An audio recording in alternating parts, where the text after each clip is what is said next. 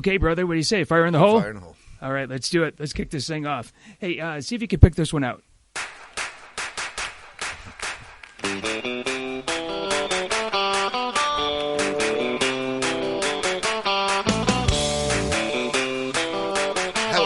After last night, you think so? In that particular position, John Fogerty, center field, Game 7 of the World Series. Well, how about Game 6 in center field? Yeah, that's right. How bad was that?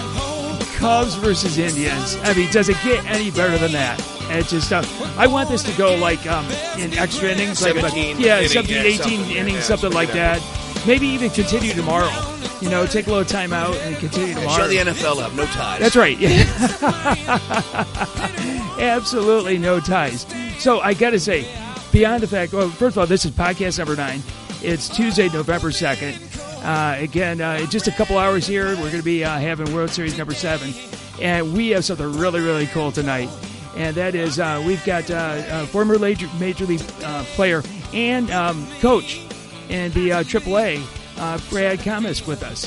And so excited to have you, Brad, on the phone with us. Can you hear us okay?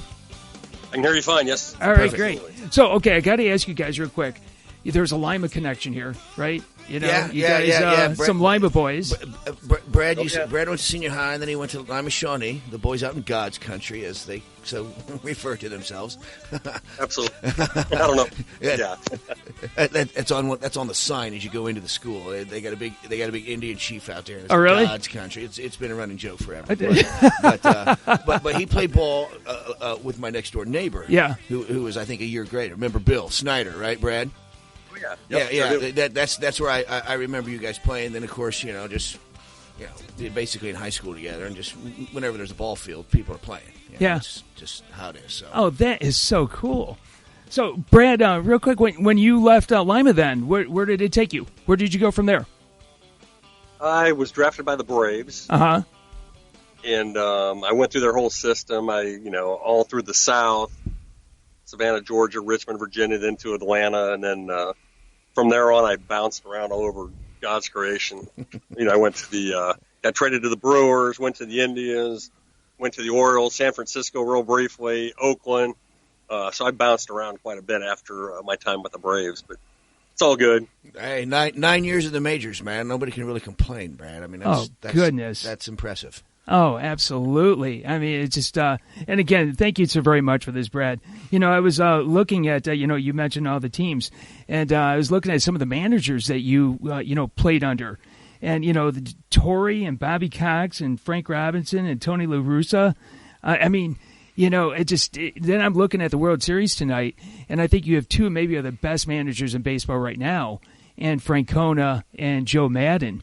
I mean, what do these guys say, to these kids that they have out there to get them jacked up but then not too fired up, in a game like this? I don't know if you need to be too jacked up. You don't need to say anything. Everybody knows what the stakes are, and they're all plenty jacked up. It's probably more calming them down than anything. Oh, yeah, yeah. Especially youth. But the biggest thing is to go out and relax, have fun, and, play the game like you're supposed to play, like they played it their whole lives. That's the biggest thing. Sure. Do you see anybody that's got an advantage tonight? I mean, it's just going into the game. If you were sitting back, being the prognosticator, what are you looking for tonight? Well, the Indians obviously, I would say, would have the advantage just being at home, but I don't know if you can say that playing against the Cubs. What a lineup they put out there, and they're starting a little bit. So should be a good series. Kluber's pitched great his first two outings there, and hopefully, I know the Indians fans they duplicates it again. Now, who would at this point do you think would have the advantage, Kluber or the lineup?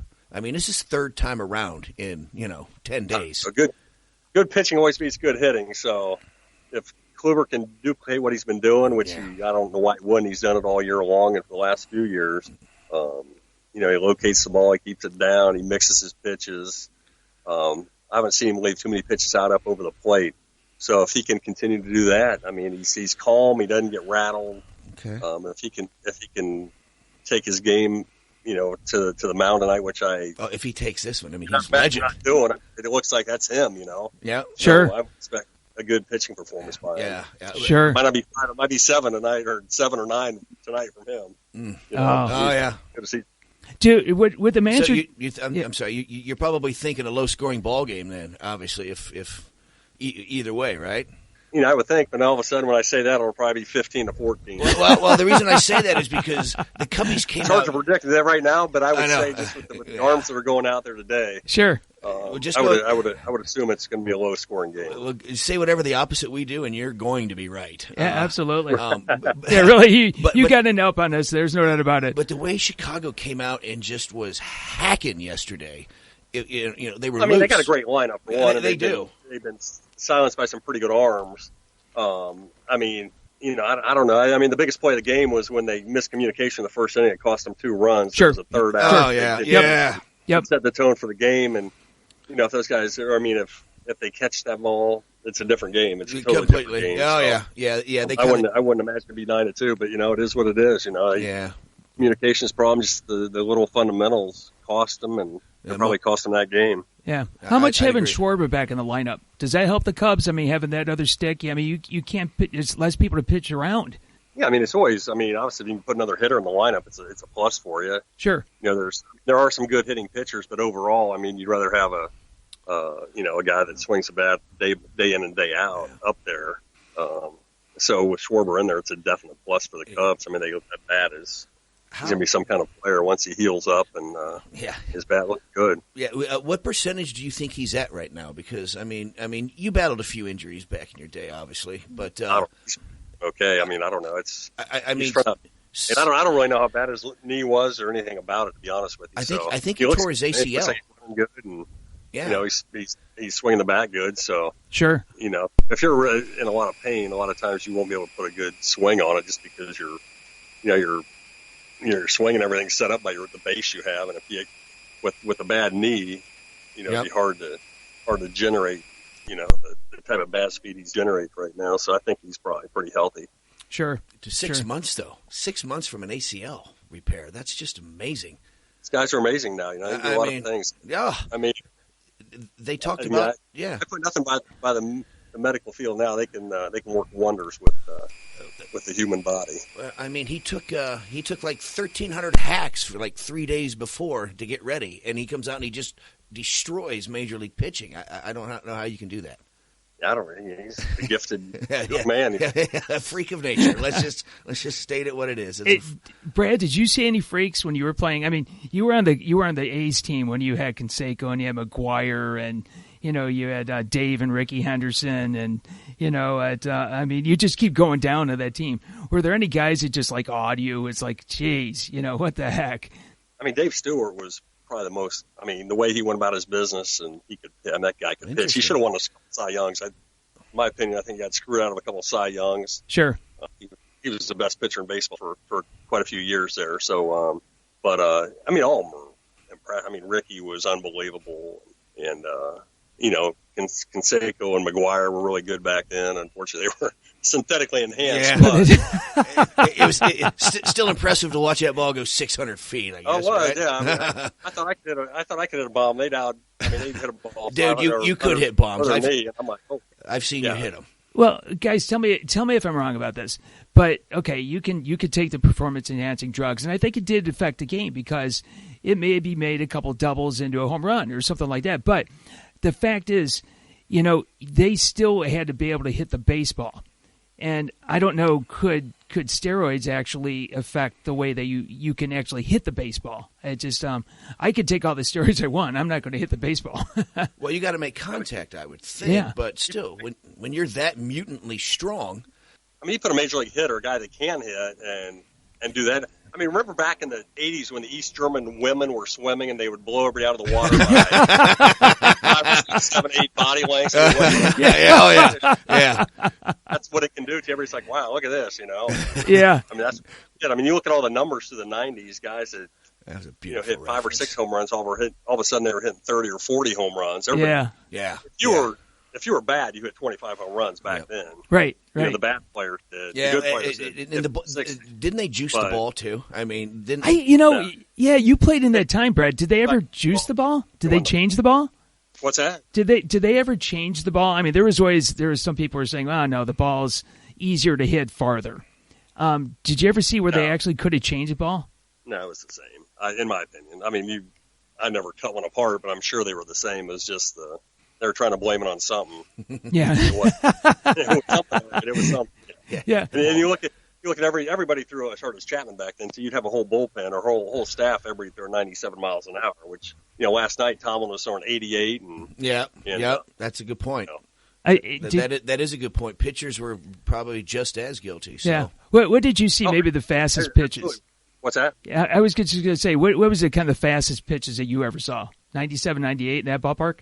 I mean, Nolan Ryan was probably the hard. Him and J.R. Richard, guys like that. There were a couple guys that threw upper 90s, but on average, it's probably 91 or 92. Sure, sure. It wasn't 90. Like in the 90s, it was probably the average velocity was probably 97 or 98. From a staff, which is absurd. That is incredible. That really is incredible to throw that thing that fast. It just, I don't know what it's like, dude. Yeah. My hat's off to you to stand in that box and have somebody throw that thing at you going that fast.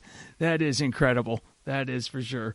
So so now where are you going to be watching the game tonight? You at home? You're just going to be standing? I'll watch it at home. I'll watch it at home. Yeah, I'm home watching it. Yeah. Yeah. Do you find yourself critiquing? Because you're still coaching. So do you find yourself critiquing what they're doing? I'm done coaching. No, I haven't coached in a few years. So I do not coach. I watch it. I don't know. I mean, I just enjoy it. I don't really critique it too much. Yeah, it's just take it in for the moment it is, huh? That's good. Right. That is so cool. That is so cool. All right. So what's is it prediction time? Yeah, I think it's prediction time here. I think I tell you what, Brad, you want to go first or you want to go? No, Trey, we'll go with you, and then we'll pick on you about your pick. It's Game 7, man. I really don't see – I think it's Klub. I think the Indians win because of Klub. Okay, give me a score. Give us a score here. 2-0. 2-0? 2-0. 2-0. Brad, I'm going to put you on the spot here, man. What do you think? I'm going to go with the Indians 4-2. Ooh, I like that. I like that. I mean, because once they get into the bullpen, Andrew Miller, right. I mean, and he is rested too. The fact that speaking of that, what do you think about them putting in Chapman last night? What do you think about Madden? He just pitched a bunch of 43 pitches on Sunday, and then he had to warm up and he pitched 20 more yesterday. What do you think? Do you think that was the right call, especially in a blowout game at that point? I wouldn't second guess Joe Madden. He's been guess him. He wanted him out there. I mean, they want to win the game. I mean, it's still Game 6. They had to win it. So you throw your best arms out there. I mean, 40 pitches, had a day off. I don't have a problem with it. Yeah, you got one of the best relievers in the game. I mean, take some aspirin and ice it. Yeah, and I apologize for that, Brad, because that's one of those stupid questions that people have to listen to. That's why I'm sitting in my basement, doing a podcast, and Joe Madden's going to be on national TV in a couple hours here. So it is. So what's your call? My call. I'm going to go with the Cubs. And I'm going to say it's going to be 6-5 Cubs. 6-5? Oh, yeah. There it is. That is. It's a pretty meaty number, but I think that the bats, it's a beautiful. If I told you it was going to be 70 degrees at game time, but 60 mile an hour wind, it's going to be absolutely perfect. You said, like September 2nd, something like that. Yeah. No, man, this is November 2nd. This is they're wearing short sleeve shirts and nobody's cold or anything like that. I think the bats come alive. But having said that, Kluber is huge. I agree. Right. It's all. I mean, the starting pitching. That's what's going to determine the outcome. I would have to think the bullpens are solid on both sides. It's just whatever starting pitcher is the best. I think that's probably going to be the difference. Oh, for sure. That's what we'll look for. For sure. Hey, one more quick question. Of those managers that we mentioned before, the Torres, the Cox, Robinson, La Russa, who's the one that you really remember that when you were coaching, maybe you tried to emulate?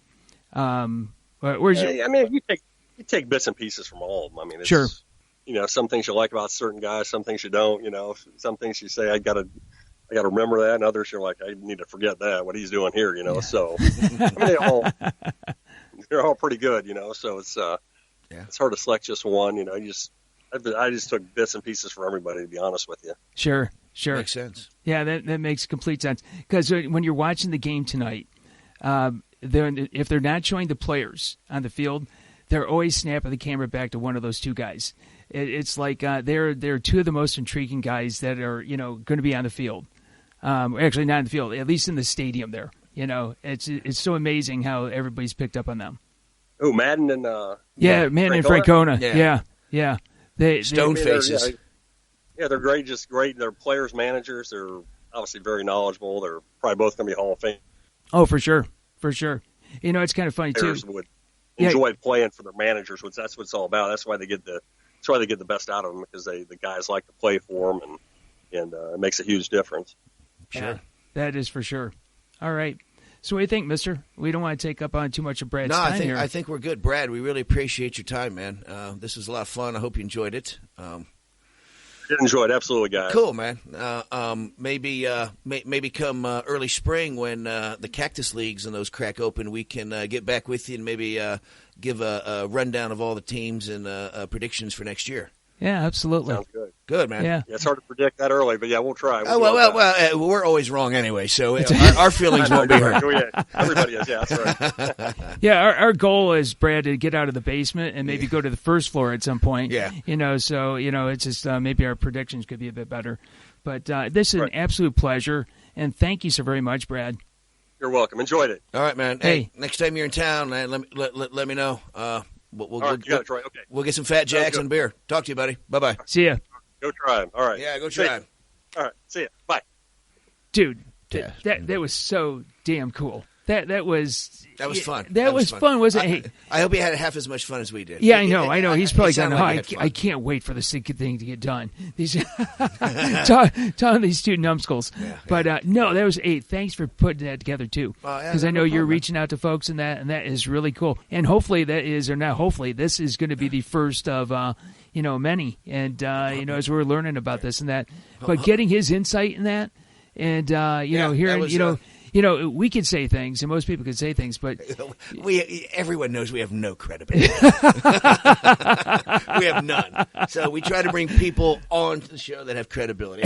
I'd say a 10-year major league career and coaching and managing in the minor leagues is definitely legit. I think so. I think that probably wins, like in Euchre or something like that, or it's just he definitely has trump on that one. And like you said, Brad played for some of the greatest managers ever. So and I would hope that we can talk to him again sometime, because it's just I'm so fixated on that. We'll get him for spring training kickoff, man. That'll be good.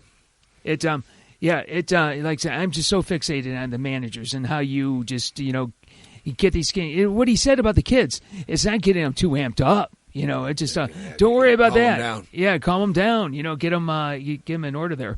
So that is I'm just jazzed. I'm jazzed about that. So, tell you what, why don't we segue into the next part, which is always a fun part, which is college football, brother. Yes. And last week was I'm going to anoint this week. Last week it was the scary week. Yeah, Halloween week. Yeah, Halloween week. Right. Because there were a lot of big name teams that were scared, as they were playing the lower ranked teams. Yeah, the Ville squeaked by Virginia. Oh, no kidding. Washington.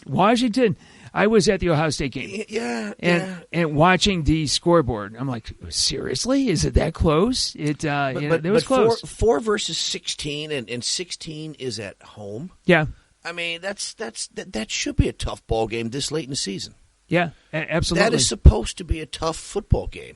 And you know what? And what do you think? Games are getting tougher, right? I mean, it's at this point, style points aren't really going to matter at this point. Now It's substance. Now it's late. You got to win in advance, and that's all that matters. Get to your championship games, get to your conference championship games, and win it, and you're dancing.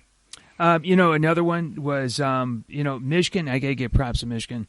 They took care of Michigan State. They went to Michigan. They went to Spartyville. That score is nothing, man. That score broke probably a lot of hearts, with the bookies, but that score is not indicative of the punishment Michigan State took. They went to Spartyville and they took care of business. They did. And okay, so what do you think about Jabril Peppers?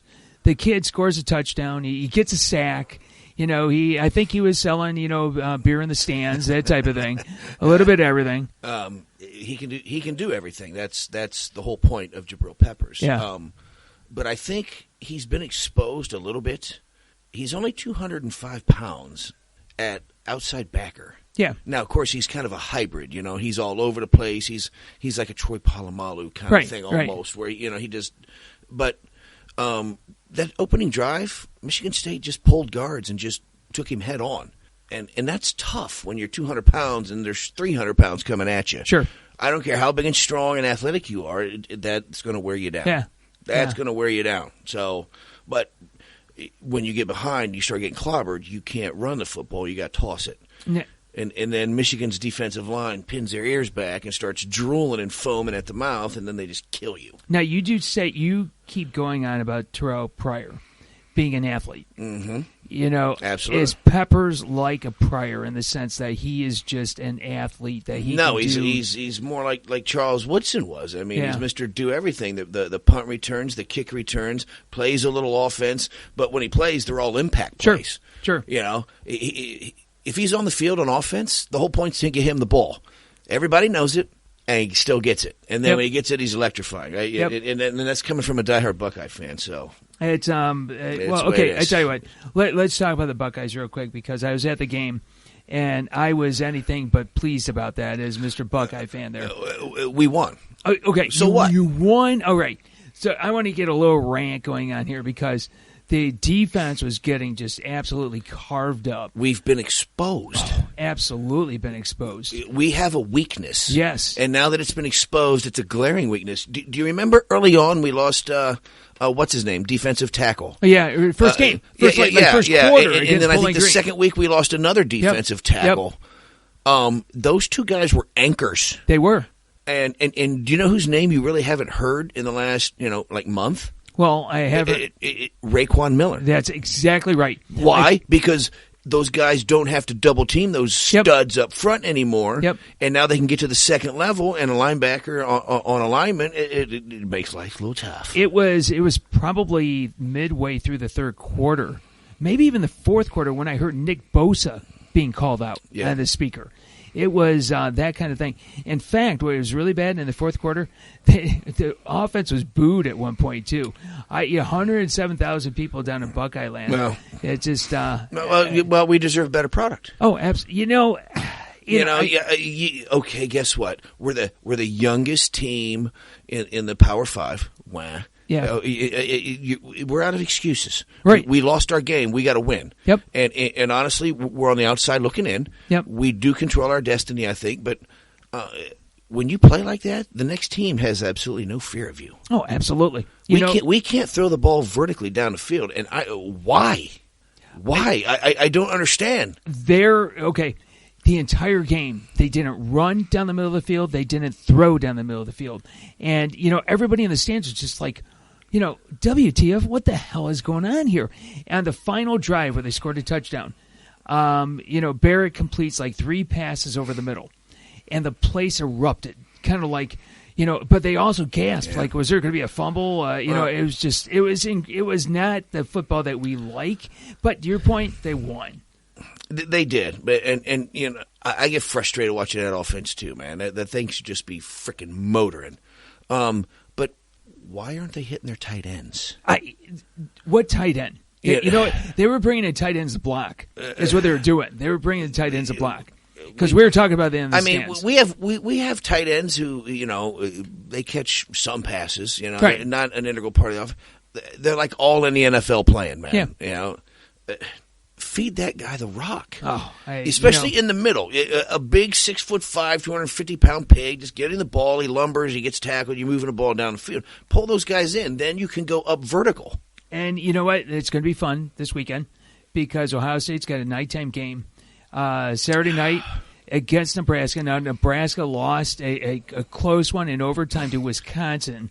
These evening games are starting to get on my heartstrings, I tell you man. They're adding some gray hairs to me. Oh, I tell you what, that stadium looks beautiful at night. It does. It gorgeous at night. But but now that they went to Nebraska, or Nebraska went to Wisconsin. As you said, the Cheeseheads, when they play in Wisconsin, they are just tough as nails. And sure as shit, It's Nebraska. They lost in overtime there. They're going to have a bent on having to go to their Ohio season's State. now. Their season's absolutely. now. Absolutely. Their playoff is now, so we're going to get their best punch. Yeah, what would you call that? A slobber knocker? Slobber knocker? Yeah, that's right. It's that's going to be that on Saturday night. Absolutely. It's going to be blood and guts, that's for sure. Looking forward to that one. From here on out, they all count and they all magnify. Yeah, absolutely. So what do you think about the rankings? The first BCS rankings came out yesterday. And, well, you know what? They should give just more points for Alabama than actually you're allowed, because they're clearly one. Michigan 2, I can't argue. Well, actually, in the BCS, Michigan is now 3. 3, and okay, that's fine. And Clemson is 2. Okay, so they're flip-flopped. All right, yeah. I mean, it is what it is. Okay, they're solid calls. Michigan. And then you got Washington in the AP. But they're 5 in the BCS, and they put Texas A&M at 4. A&M all the way. So what's so great about A&M right now that they've – what have they done? I have no freaking – okay, they beat Tennessee. They pretty much got beat up by Alabama.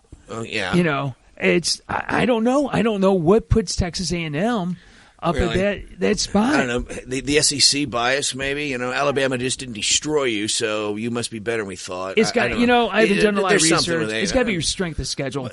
But everybody 1 through 8 right now in the AP 25: Alabama, Michigan, Clemson, Washington, the Ville, the Buckeyes, A&M, Wisconsin. They all control their destiny. Yeah, and then also if they all control their destiny. Let's keep going out in the future here.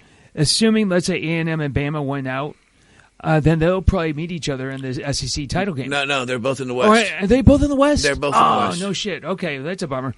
Well, that means that Alabama. That'd be nice, though, wouldn't it? Well, that means Alabama will have one more game. But you got on the far outside corner, you got Florida at 10. Yes, and I think they're leading the East. Yes, so. There's no, there's a possibility. Florida knocks off Bama in a conference title game. I guarantee you they jump Florida up to like 4, guaranteed. And then guaranteed.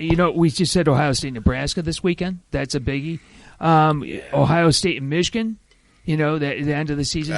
So there's a lot. The only game that matters is Nebby right now. Yeah. And then so that means Washington fan, who I think is kind of screwed in this first ranking because they're put at 5 and not at 4. There's a lot of stuff to go on yet ahead of them. Well, obviously it doesn't matter that much because 7 is all the way up to 4 according to shit. BCS. No kidding. No kidding. I mean it. It's the first one.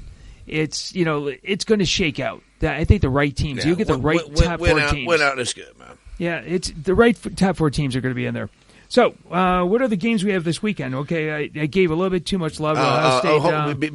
Before we jump out, how about that Clemson, Florida State, man? Clemson, Florida State. You called that as your super shocker. I did call it as my super shocker. Really? Well, Florida State covered. They did. So I was watching that game when I got home and going, go Florida State. Come on, go. Yeah, and it was that freaking close. No, that was a nice call on the super shocker.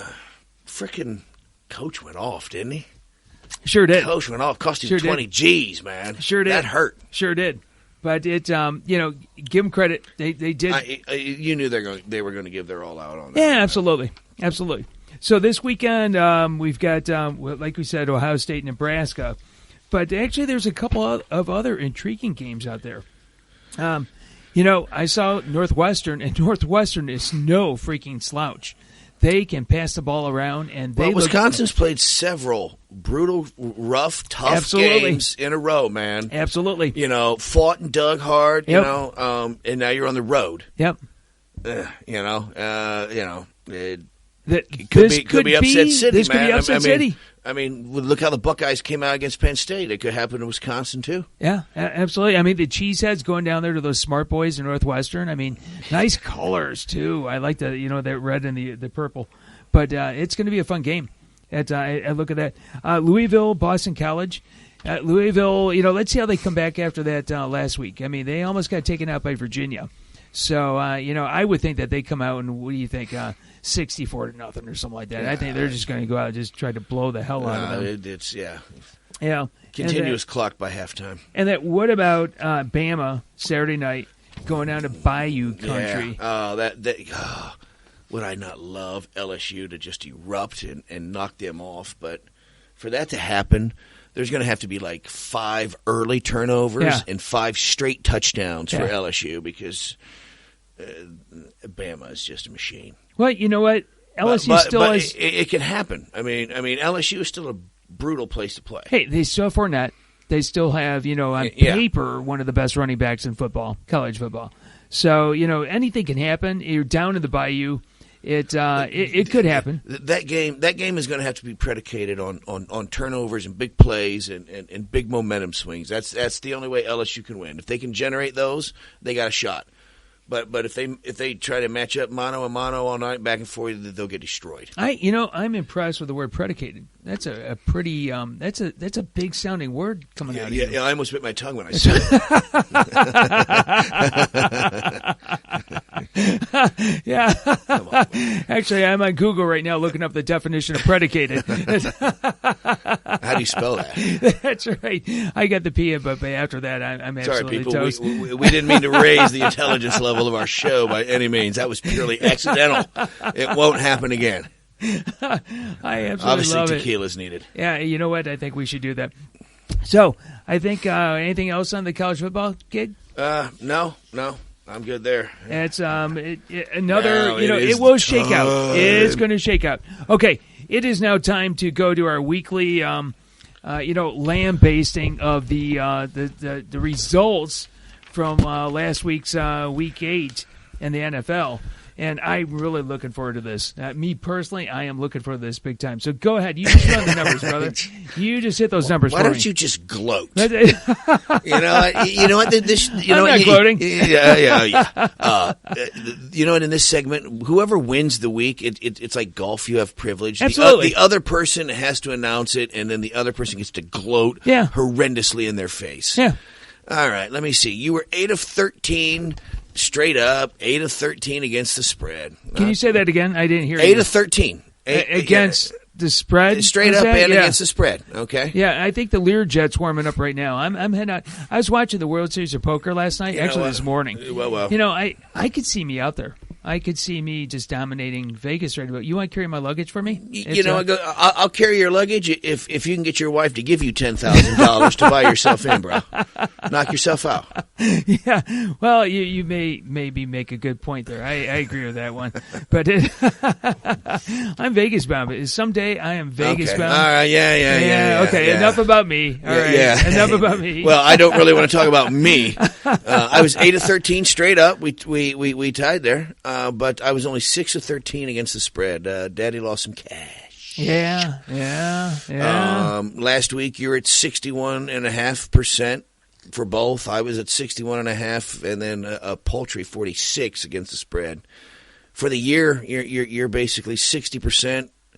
And over 53% against the spread. Daddy's making money. Yeah, absolutely. And bringing home the bacon. I'm a paltry 47% against the spread. So the show is technically in the red. Yeah, I hear you.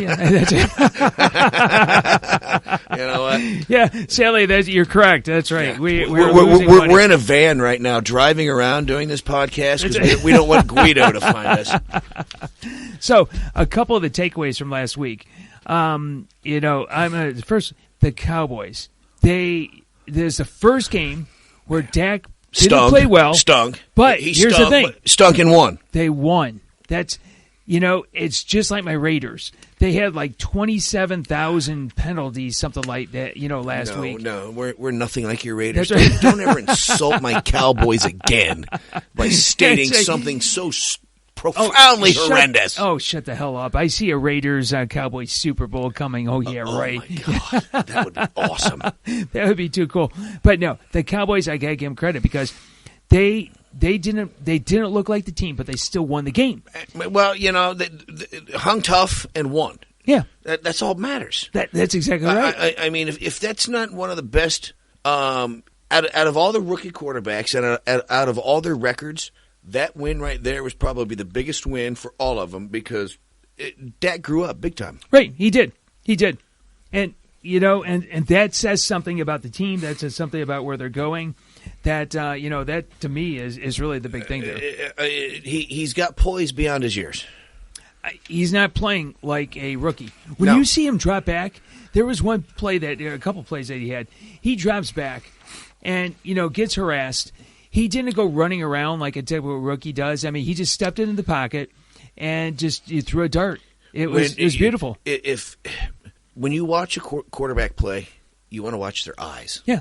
When he's moving around like that and he's improvising, his head isn't down. His head is still on the routes and the receivers looking, and he continues to look. And you see him pointing. They figure out where to go and they get it done. And you don't see him staring down people too. No. I mean, he's using the whole field. Not yet. No, he's not. Not yet. I mean, so it's a long season. It is a long season. But you know what? He's growing up well. So, and so I've got to talk about my Raiders. They did have 23 penalties against the Buccaneers, but they won the game. Okay. Dude, I hate to say it, I love your Raiders. Oh. They're kind of a motley bunch, typical Raiders. 23 penalties, we don't give a rat's ass, and we still win. Okay, so you know what? They don't have a running game. The running game still has not come along. No. The defense is still rather porous. They had 23 penalties on Sunday, and they're 6-2. Well, Mr. Carr is a lot better than people thought. He is a lot better. He had over 500 yards on Sunday. But you can't rely on that, man. No, you can't do that every week. You can't do that. But Dan Marino got to the Super Bowl his rookie year and carried that team for the next 14 years. Yeah. But you can't. Well, here's my point. You got to get him help. I mean, you have to have a running game. I believe in Del Rio. So here's my point. I know. They're 6-2, and they have all these deficiencies. That means that if they trade line's what, Tuesday? I think trade line is gone. Tomorrow. Is it today or tomorrow? I thought it was done. Speaking of that, see where we talk about the Patriots all the time. Did you see where they traded Jamie Collins to the Browns? And you know what the word was is that he kept freelancing too much. He kept going off script. He wasn't staying in his position where they wanted him to. Now that's the cover story, of course, but that tells you something about the Patriots. That you don't play to the way we wanted to. You're gone, man. You are. Why do they have guys come and go? I mean that would shock no one that knows anything about professional football. Right. I would agree. They're plug and play. Here's your little box. Right. Stay in your box. It's part of the system. Yep. Do your thing. The only one that's allowed to freelance is Tom Brady. Right. Tom Brady can do whatever he wants. Probably Gronkowski. He's allowed to freelance a bit. But other than that, there's no wiggle room. So yeah, you're absolutely right. Other big games from last weekend. I was surprised the Falcons and taking off the Packers. Now it was in Atlanta. Yeah, well, Packers are exposed, man. I think you're right. I think you're absolutely right. They got no running right. game, They've got no running game. He's going to have to throw the ball 80 times. People are going to peel their ears back, and he's going to get crushed. Yep, it's going to happen. And you may win football games as you continue to go on. Right. But your body is going to get the crap knocked out of it. Yep. And you're eventually going to fall apart. And it'll be late, You have to get the resemblance of a running game enough to honor some linebackers. If them linebackers don't have to cheat up to protect the run, you're going to get killed. So it's yeah, you know what? Because I know a bunch of people that are Packers fans, and I see them in the hallway or I talk to my nephew, something like that. And it's like, dude, it is what it is. I mean just what you said. You guys are winning, but you're in trouble, man. I mean it certainly are. Okay. Why don't we move on to this week's games? What do you think? Let's do it. All right. You know that your Cowboys are only going to be 150 miles to the east of here in Cleveland. They're playing in Cleveland Stadium. Yeah, but I'm dead broke on my ass. I can order a $20 pizza and get a 6-pack of beer and sit in my throne beside the fire. Yeah, that's or I can go all the way to Cleveland in November. Which I got news for you. No matter what the weather forecasts say, November in Cleveland, I went to college. It sucks. There. Yeah, no. It sucks. It sucks. I'll sit here on TV. It looks under the it's roof, a lot bro. better. Under the roof. It's a lot better. You know, you made a beautiful call last week. You said that Cleveland was going to beat the Jets. And if it weren't for, just Kessler goes out, he got hurt early, concussion. And, I thought that they were on their way to do it. I thought that they were good because they were winning in the first half. That team plays so hard, man. They do. They do. I hate to. It's weird to say, but you're almost going, huh? But even as perennial losers, they are so professional, man. They do not stop. They try like hell. The fans love them. And, they just come up short, and freaking heartstrings get snapped, and they deserve better. Especially when you got the Tribe in Game 7. You got LeBron bringing a title. Come on, man. That vibe's got to shake over to the to the Browns. Now, a big game this weekend, the 1:00 games. The Steelers take on the Ravens. And that is huge because, the Steelers still have Landry Jones. I hate both teams. I know. So I hate bad. both teams, too. I hate them. Okay. You know what? That's a game you just hope turns into a brawl, and everyone just bludgeons each other to death. Okay, here's what really because sucks. that's how those games are, dude. No those shit. games are nasty. You know what?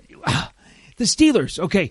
Hey, Roethlisberger goes out. They're dead for rights. Absolutely not. Those games right there are the equivalent of the Steeler-Raider games back in That's the right. 70s, That's man. Somebody's right. Somebody's getting peeled. Oh, and somebody's getting destroyed. And carcasses are getting dragged off the field, and you just know it's going to happen, and you just deal with it. People come out of that game never the same, man. I'm telling you.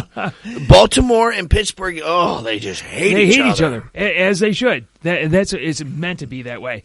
But that's going to be an interesting game because actually Pittsburgh still controls their own destiny. They could win that division even without Ben Roethlisberger for the number of weeks that they are. And I heard today that he actually was practicing limited. Okay. And, he had his knee surgery a couple weeks ago.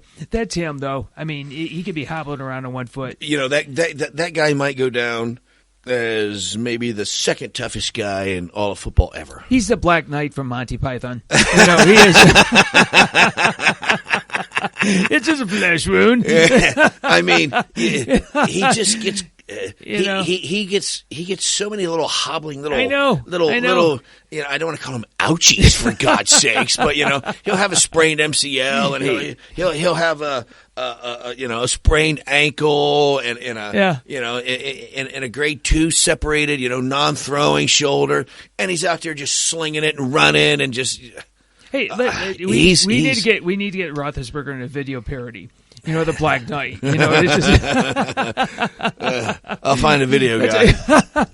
It's just see how many copyrights we can violate. Watch it. See how fast we go out of business. It's just a flesh wound.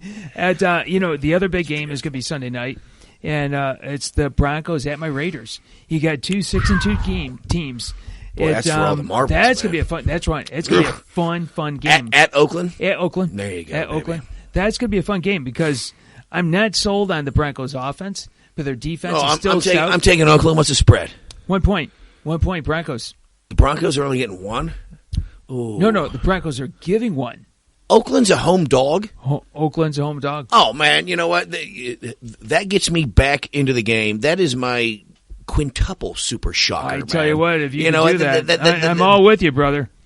I'm all with you. I'm spending your money, but that's the quintuple shocker right there, man. Okay. Hey, one other thing. What about Minnesota? Norv Turner today resigning. I don't know, man. All of a sudden, I've never seen a ship sink, rise, and sink so fast in all my days. No shit. This is. This is out of Pirates of the Caribbean. Let's think about this. Arguably, your Pro Bowl quarterback is on a non-contact play. Everything about his knee disintegrates and just disappears. Do you also hear the reports about his knee? That some people are saying that he might never come back, which doesn't sound surprising with what happened to his knee. He lost everything, man. Oh, he lost everything. Yeah. On a non-contact play. It just exploded, man. There's no other way than saying it exploded. Absolutely. So then your season's lost. Yep. All of a sudden, you trade for this most fragile, $40 million guaranteed when he first came to the Rams guy that probably hasn't played, a season and a half total. You spend the house and go all in on this guy. Yeah. And all of a sudden, you're 5-0. You're 5-0, and you're looking like you're headed to the Super Bowl. Of course, you lost AP in there too, which was another dip. But and then all of a sudden, you can't do anything on offense. You look morbid on offense. And Norv Turner, arguably one of the greatest offensive minds ever, Boogie's out of town. Yeah, he doesn't get fired. He resigns. Well, okay, so I'm listening on the way home, and I heard some folks talking about it. They said that he was fired. No way in hell. No, the reports I've read, he resigned. Yeah, he resigned. They are 5-2 because of Norv Turner. Because of it, exactly what you said. Bridgewater goes down. You pick up Bradford. Peterson goes down. You know what? They're 5-0 because of that dude. They're not, okay, so they lost last 2 games. Yep. It was going to catch up with them eventually, right? They get the tape on them, everybody, they get the video. They're going to catch up eventually. But to look back, the day after you found out what happened to Bridgewater, if you said after 7 games you're 5-2, you're doing a jig. You'll take that no matter what. Oh, you know what? It's just like the Cowboys. I mean, I want to bang on the Cowboys, but let me tell you, if you told me, okay, I would love to talk to some of the folks in the Dallas organization. If you said, okay, after Romo goes down, after 7 games, you're going to be 6-1. Yeah, there you go. It all clicked, man. Yeah. And you know why it clicked? Because they have the best offensive line in football. Isn't that something about offensive line? There's a reason that you draft the offensive line. There's a reason the rookie record for passing without an interception happened. Yeah. Because he's not pressured. He doesn't have to rush. He doesn't have to throw the ball out fast. There's a reason we lead the league in rushing yards. There's a reason Zeke is number 1 as a rookie. Yep. It's the offensive line. Hey, the offensive line dominates. They chew the shit out of the clock. Yep. So you don't get your touches, and they beat the crap out of you, and they wear you down. That's what happens. Hey, that kid will be good behind any line. But with that Dallas line, it's ridiculous how good that line is. It's beautiful. It's beautiful. So listen, dude. Okay, let's see. Talking to Brad was absolutely just stupid cool. That was just stupid cool. We've got a couple big games coming this weekend. With Ohio State, sure do. Nebraska. Looking forward to that, and Alabama, LSU, and then Sunday night, I'm looking forward to my Raiders, man. I don't blame you. Yeah, Sunday night football is good. I tell you what, fireandbrimstone.com. We're also on Facebook at Fire and Brimstone, and then we also have Twitter at Fire and Brim. So we're going to be posting all this really shortly here, and we're looking forward to talking to everybody next week, too. Yeah, go Tribe! See ya. Out.